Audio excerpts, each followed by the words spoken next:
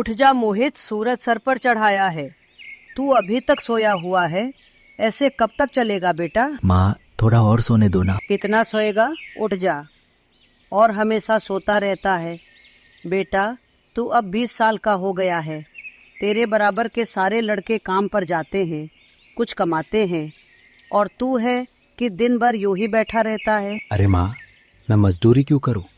दूसरों के नीचे काम करने से अच्छा है घर पर ही रहूं। बेटा, मैं अब बूढ़ी हो गई हूँ, दूसरों के घर झाड़ू पोछा करने में नहीं होता है। अरे ममता, आज फिर तेरा बेटा बैठा है घर पर। अब तो उसे चूड़ियां ही पहना दे, कोई काम का नहीं रहा वो।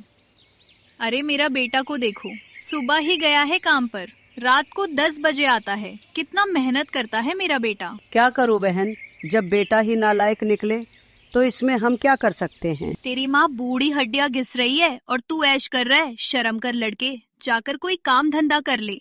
कोई काम छोटा या बड़ा नहीं होता, बस करने की चाह होनी चाहिए। देख लेना काकी, एक दिन ऐसा नाम कमाऊंगा कि लोग मेरी तारीफ करते करते थक जाएंगे, लेकिन मेरा हौसला कभी नहीं थमेगा। अरे बेटा, वो दिन कब आएगा जब तेरी माँ दूसरे के घर झाड़ू पोछा करते करते मर जाएगी? फिर जाएगा क्या? काकी, मैं दूसरों के घरों में झुककर काम करने के लिए पैदा नहीं हुआ।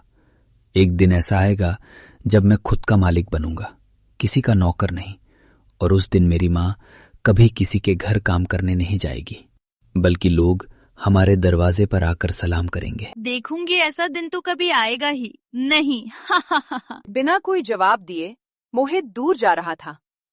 तभी उसकी नजर एक बूढ़े आदमी पर पड़ी, जो एक सेठ के सामने हाथ जोड़कर खड़ा था। सेठ जी, ये पत्थर रख लीजिए, मेरे पास देने को कुछ नहीं है। ये मेरे पुरखों की निशानी है, इसे ही ले लीजिए और मुझे इस कर्ज से माफ कर दीजिए। क्या करूंगा मैं इस बेकार पत्थर का? कहीं रास्ते से उठा लाया होगा, मुझे बेवकूफ बना रहा है। हटा इसे और मेरा पैसे दे, वरना तेरी खैर। सेठ जी, यह पत्थर मेरे लिए बहुत कीमती है, पर आपके पैसे लौटाने के लिए मैं इसे भी देने को तैयार हूँ। एन। सेठ ने पत्थर को हाथ तक नहीं लगाया और उसे जमीन पर फेंक दिया। ले जा इसे अपने साथ, मुझे नहीं चाहिए ये तेरा बकवास पत्थर। बूढ़ा आदमी रोते हुए चला गया। मोहित चुपचाप पास आया और उस पत्थर को उठा लिया। जैसे ही उसने पत्थर उठाया, अचानक एक गूंजती हुई आवाज आई। तुम कौन हो जो मुझे छूने की हिम्मत कर रहा है? तुम कौन हो जो मुझे छूने की हिम्मत कर रहा है? कौन बोल रहा है? ये आवाज कहाँ से आ रही है? सामने। नीचे देखो, मैं जादुई पत्थर तुमसे बोल रहा हूँ। क्या तुम सच में बोल सकते हो? ये कैसे हो सकता है? क्या मैं कोई सपना देख रहा हूं? हे भगवान, मुझे क्या हो गया है? दिन दहाड़े मुझे ये सब दिखाई दे रहा है। माँ सही कहती थी, दिन भर सोने का यही नतीजा है। अब तो सपनों में भी अजीब चीजें दिखने लगी हैं। नहीं मोहित, ये कोई सपना नहीं है, मैं सच में बोल रहा हूं। मैं यहीं था सदियों से, कितनों ने मुझे छुआ, कितनों ने मुझे उठाया। मैंने हर किसी से मदद की गुहार लगाई, लेकिन कोई मेरी आवाज नहीं सुन सका। तुम पहले इंसान हो जिसने मुझे सुना है। तुम्हारा दिल अब बाकी लोगों से अलग है, शायद इसलिए आज मैं तुमसे बात कर पा रहा हूं। तुम कौन हो और मुझसे बातें क्यों कर रहे हो? मैं कोई साधारण पत्थर नहीं हूं, मैं एक श्रापित साधु हूं। मुझे एक महिला का श्राप लगा है, जिस वजह से मैं एक पत्थर में बदल गया हूं। श्रापित साधु? ये क्या कह रहे हो तुम? मैंने एक बार एक महिला को नदी में स्नान करते हुए देख लिया था। तभी उस महिला ने मुझे श्राप दे दिया कि जब तक मैं किसी जरूरतमंद की सच्चे दिल से मदद न करूं, तब तक मैं पत्थर बना रहूंगा। तो तुम मेरी मदद कर सकते हो? हाँ, अगर तुम वाकई जरूरतमंद हो तो मैं तुम्हें खजाने का रास्ता दिखा सकता हूं, मगर उससे पहले तुम मेरे श्राप को तोड़ोगे। बताओ मुझे क्या करना होगा, मैं तैयार हूं। तुम्हें एक जादुई तलवार लानी होगी और उसे मेरे ऊपर रख देना होगा, तभी मेरा श्राप टूटेगा। ये जादुई तलवार कहाँ मिलेगी? उत्तर दिशा की मायावी जंगलों में एक रक्षक इसकी निगरानी करता है। वहां तुम्हें कई कठिन परीक्षाओं से गुजरना पड़ेगा। मैं अपनी और उस गरीब किसान की मदद के लिए कुछ भी करूंगा। बताओ कहां से शुरू करूं? पत्थर को अपने पास रख लो और उत्तर दिशा की ओर चल पड़ो। मोहित ने पत्थर को उठाया, उसे अपने झोले में रखा और आगे बढ़ने लगा। थोड़ी दूर जाने के बाद रास्ते में अचानक कई पेड़ एक साथ उगाए और उसका रास्ता बंद हो गया। ये क्या हो रहा है? रास्ता तो कहीं नजर ही नहीं आ रहा है। तभी एक पेड़ में से आवाज आई, अगर तुम्हें आगे जाना है तो मेरे सवाल का जवाब दो। ये क्या हो रहा है? तुम बोल कैसे सकते हो? कभी कोई पेड़ तो बोला नहीं है, फिर तुम कैसे बोल सकते हो? क्योंकि मैं कोई साधारण पेड़ नहीं हूं, मैं मायावी पेड़ हूं। और मैं न सिर्फ बोल सकता हूं बल्कि सोच भी सकता हूं। जो कोई इस जंगल में गलत करेगा उसे मैं सजा जरूर दूंगा। मैं इसलिए झुका हूं क्योंकि मैंने किसी को चेतावनी दी थी। अब तुम्हें भी चेतावनी दे रहा हूं। मुझे जवाब दो, वरना मैं तुम्हें भी अपनी तरह एक पेड़ में बदल दूंगा। क्या सवाल है? पूछो। मोहित, एक बात बताओ, ऐसी कौन सी चीज है जिसे हम देख नहीं सकते, छू नहीं सकते, पर अगर एक बार टूट जाए तो सारी जिंदगी उसका बोझ दिल में रह जाता है? विश्वास। तुमने सही उत्तर दिया मोहित। जिसके दिल में विश्वास हो वो हर अंधेरे से निकल सकता है। तुम समझदार लगते हो। अब मेरी दूसरी पहेली का उत्तर दो। मैं चीज हूं ऐसी जिसे सब देख सकते हैं पर छू नहीं सकते। बताओ क्या हूं मैं? परछाई।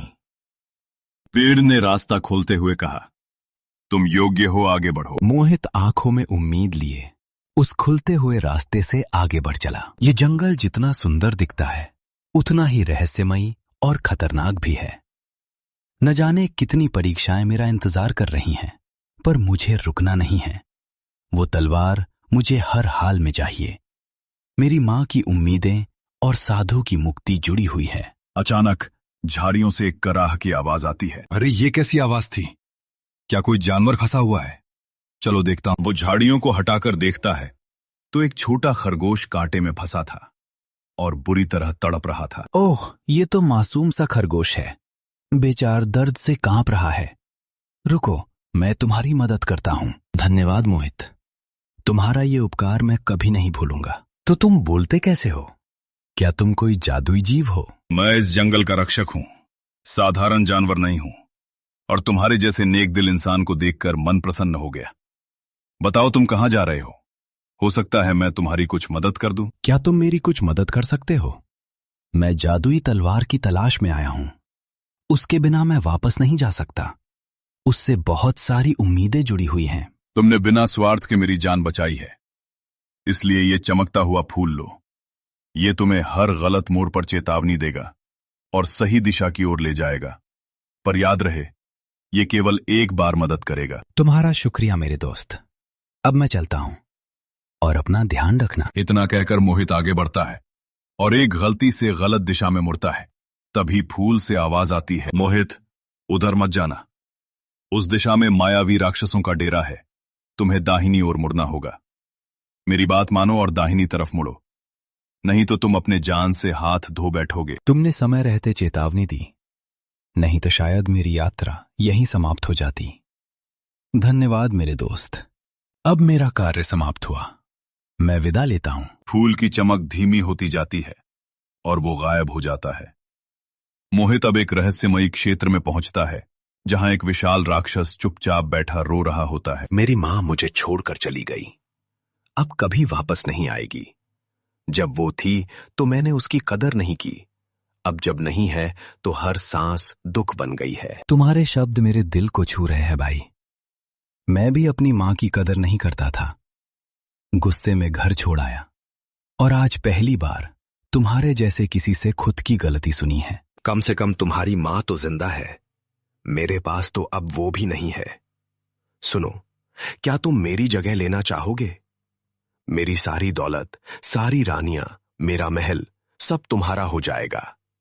बस मुझे तुम्हारी साधारण सी जिंदगी दे दो ताकि मैं 2 पल तुम्हारी मां के साथ बिता सकूं। तुम्हारी जिंदगी सपनों जैसी लगती है, लेकिन मैं अपनी मां को किसी भी दौलत के लिए नहीं छोड़ सकता। लेकिन तुम राजा बन सकते हो, तुम सब कुछ पा सकते हो। नहीं, जो मुझे चाहिए वो मेरी मां के प्यार में है। मुझे कुछ नहीं चाहिए। तुम्हारा राजपाट, रानियां सब तुम्हें ही मुबारक हो। मुझे सिर्फ मेरी मां चाहिए और उसके सिवा कुछ नहीं। अचानक राक्षस की आकृति बदलती है और वो एक दिव्य पुरुष में बदल जाता है। मोहित, मैं कोई राक्षस नहीं, बल्कि उस साधु का शिष्य हूं जिसने तुम्हें तलवार की खोज पर भेजा था। ये परीक्षा तुम्हारी भावनाओं की थी और तुम सफल रहे। तो आप ही वो थे जो सब देख रहे थे और मुझे छल कर रहे थे। तुम्हारा प्रेम और त्याग तुम्हें उस जादुई तलवार तक पहुंचाने के लिए पर्याप्त है। इतना कहकर वो दिव्य पुरुष वहां से धीरे धीरे अंतर्धान हो जाता है। फिर मोहित झील की ओर बढ़ता है। झील के पानी में एक चमकती हुई तलवार धीरे धीरे उभरती है। वो रही जादुई तलवार। क्या मैं सच में इसे छू सकता हूं क्या? ये सब कोई सपना है? वो जैसे ही तलवार की ओर हाथ बढ़ाता है, झील की सतह से एक गंभीर और रहस्यमयी आवाज गूंजती है। अगर तुम्हें ये तलवार चाहिए तो तुम्हें अपने जीवन की सबसे कीमती चीज का त्याग करना होगा, तभी ये तलवार तुम्हारी हो सकती है। मेरे पास तो कुछ भी कीमती नहीं है सिवाय मेरी मां के। क्या तुम कहना चाहते हो कि मुझे अपनी मां को त्यागना होगा? नहीं, कभी नहीं। भले ही तुम मेरे प्राण ले लो, लेकिन मैं मां को नहीं छोड़ सकता। मैं किसी के प्राण नहीं लेता मोहित, लेकिन अगर तुम सच में इस तलवार के योग्य हो तो तुम्हें अपनी आयु में से 10 वर्ष मुझे देने होंगे ताकि ये तलवार तुम्हारी हो सके। अगर मेरी 10 वर्ष की आयु देनी है तो मैं खुशी से देता हूं, क्योंकि अगर इस तलवार से मैं किसी की मदद कर सकता हूं तो मेरी उम्र का कम होना कोई नुकसान नहीं। जैसे ही मोहित ये शब्द कहता है, तलवार उसके हाथ में आ जाती है। तुमने त्याग और प्रेम का मूल्य समझा है मोहित, इसलिए अब यह तलवार तुम्हारी है। जाओ और अपने संकल्प को पूरा करो। अब समय है उस जादुई पत्थर के पास लौटने का। उसकी मुक्ति का समय आ गया है। मुझे केवल इतना चाहिए कि मैं उस गरीब किसान की मदद कर सकूं, जिसने अनजाने में पत्थर को उठाया और अब गरीबी से जूझ रहा है, और साथ ही मेरी मां को वो सम्मान दे सकूं जिसकी वो हकदार है। मुझे केवल इतना चाहिए कि मैं उस गरीब किसान की मदद कर सकूं, जिसने अनजाने में पत्थर को उठाया और अब गरीबी से जूझ रहा है, और साथ ही मेरी मां को वो सम्मान दे सकूं जिसकी वो हकदार है। तो इस पीपल के नीचे खुदाई करो। तुम्हें जो खजाना मिलेगा उसका कुछ भाग अपने लिए और बाकी जरूरतमंदों में बांट देना। क्या सच में? मैं अभी निकालता हूं। मोहित खजाना निकालता है और सीधा उस किसान के घर पहुंचता है। भाई, ये तुम्हारा ही पत्थर था जिसने मेरी जिंदगी बदल दी। अब ये खजाना तुम्हारा है। जाकर जमींदार से अपना खेत और घर छुड़ाओ।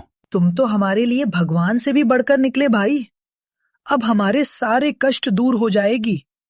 तुम्हारा बहुत बहुत धन्यवाद। फिर मोहित घर लौटता है। माँ दरवाजे पर बैठी होती थी। बेटा, तू कहाँ चला गया था और ये सब क्या है? तू कहीं चोरी बोरी तो नहीं करके आया है? नहीं माँ, ये सब भगवान की लीला है, और मैंने जो भी पाया है वो तुम्हारे आशीर्वाद से है। चलो, अब मैं तुम्हें कभी अकेला नहीं छोड़ूंगा। ममता उसे गले लगाती है। आंखों में आंसू होते हैं। बेटा, तू सच में अब मेरा अभिमान बन गया है। भगवान तुझे सदैव खुश रखे। मोहित उस खजाने से गांव के हर जरूरतमंद की मदद करता है।